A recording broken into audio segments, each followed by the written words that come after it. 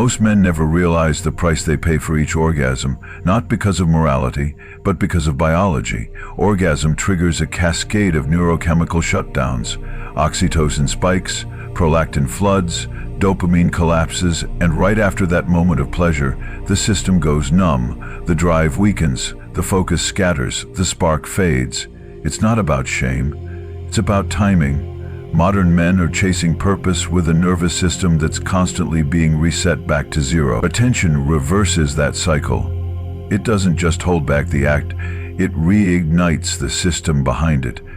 The mind stops drifting, energy stops leaking, and what was once a habit becomes the lock that was holding back your potential all along. When you retain, you tap into something forgotten. You begin activating the deeper machinery responsible for creative thought, disciplined action, and long-term clarity. The faculties that govern ambition, risk-taking, and sustained effort live in the same circuits that get fried by constant release. Your vision sharpens, your sleep deepens, your timing, your voice, even your body language begins shifting. Self-help, it's chemistry. You're not holding back for purity, you're holding back because every time you don't release, you signal to your body, I'm not finished building yet. And that message rewires everything. Most men are chasing growth while draining the very charge that powers it. Retention restores that charge, and with it the ability to move through life with weight, presence, and purpose. Section 1. Dopamine downregulation.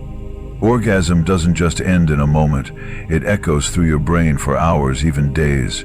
Each ejaculation causes a spike in dopamine so extreme that what follows is not release, but withdrawal. The brain goes from peak stimulation to a steep crash.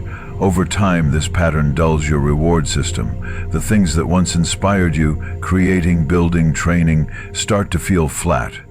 You don't quit because you're lazy. You quit because your brain has been trained to expect instant fireworks. And when life doesn't deliver that intensity, your motivation evaporates. Retention rewires that pattern. It restores your ability to feel satisfaction from effort, not just climax. Right behind the dopamine crash is another problem: prolactin.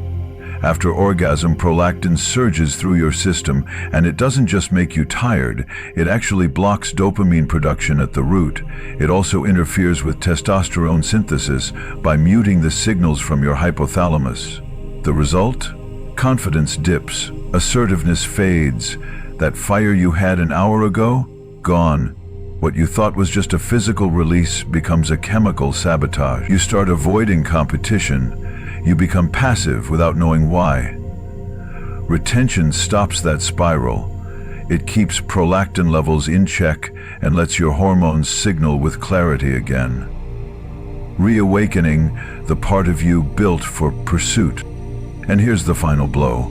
Orgasm trains your brain to expect reward without effort. It locks your nervous system into a pattern of chasing instant gratification. That means the more you release, the less rewarding life's deeper goals become.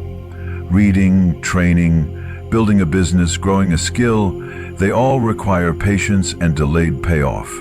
But if your system is calibrated to expect spikes every few days, you lose your capacity for long-game focus. You stop finishing what you start. You scroll instead of build. You fantasize instead of act. Retention reverses that desensitization. It brings back the hunger for slow, earned wins. And that rewiring is what separates a distracted man from a dangerous one. Section 2. Circadian hormonal peaks. There's a rhythm inside every man that governs power, drive, and clarity, and most never notice when it begins to erode. Testosterone isn't random. It follows a 24-hour cycle, peaking in the early morning like a biological sunrise. That peak is your edge. It sharpens your focus, primes your muscles, and fuels your ability to act without hesitation.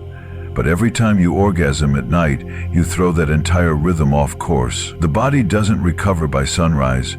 Instead of waking up clear, you wake up dull.